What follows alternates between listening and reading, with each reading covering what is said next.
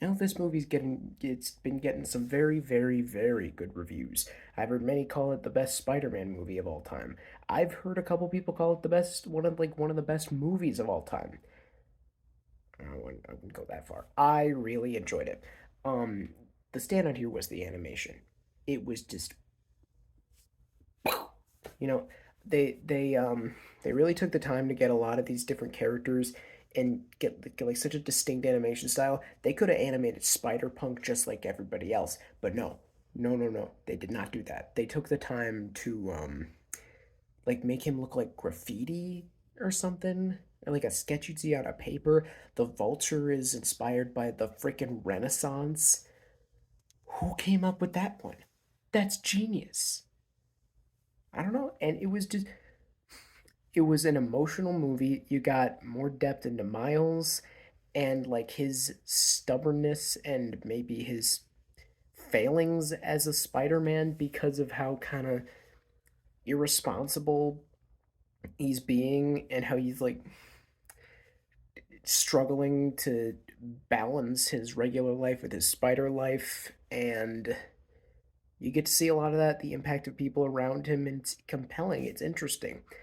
You get Gwen, who like grows and changes throughout this movie. She's kind of like it. I don't want to say it's like her movie because Miles does get a good bit more screen time, but they're like dual protagonists, sort of. And then like a lot of the supporting cast was really cool. Miguel O'Hara, he was a ridiculously cool version of Spider-Man. Oscar Isaac brings a ton of menace and intensity to his voice, even further redeeming himself from X-Men Apocalypse. After Moon Knight last year, this guy has been knocking it out of the park recently. He is just, man, such a good actor. And then you get all these other cool variants. You got Spider Punk, and I'm gonna mess this up because I don't think the movie knew how to pronounce Spider-Man India's name because they pronounced it a couple different ways. Paviter Prabhakar, something like that. He was pretty cool. He didn't get as much screen time as I thought he was going to, but still very cool. There's just a lot. There's so many different spider variants in here that I might need to like rewatch those scenes specifically like 5 times over just to catch like half of them or something because I guarantee I missed some. Um, but no, it was just such a cool way to incorporate a bunch of different spider people. Um, and I really enjoyed it.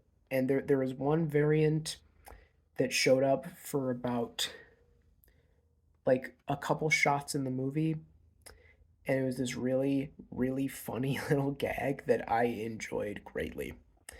I'm not gonna spoil what it is because people that like puns are going to enjoy this variant. If you've seen the movie, you might know what I'm talking about. Anyway, um, and then another standout that I really wish got more screen time was the Spot. The Spot was a cool villain. He was portrayed as really kind of for laughs and as a joke and very pathetic at the beginning, but you get to see how like menacing he truly is. Jason Schwartzman does a really good job with the performance. Again, I wish he was in the movie a little bit more. That was kind of my one big gripe beyond the the nature of the film itself, which I'm going to talk about now. This movie is very clearly part one of two, and we're getting the second part next year in like March. So I assume that this movie is going to age better once that movie comes out because as is it feels incomplete because it is.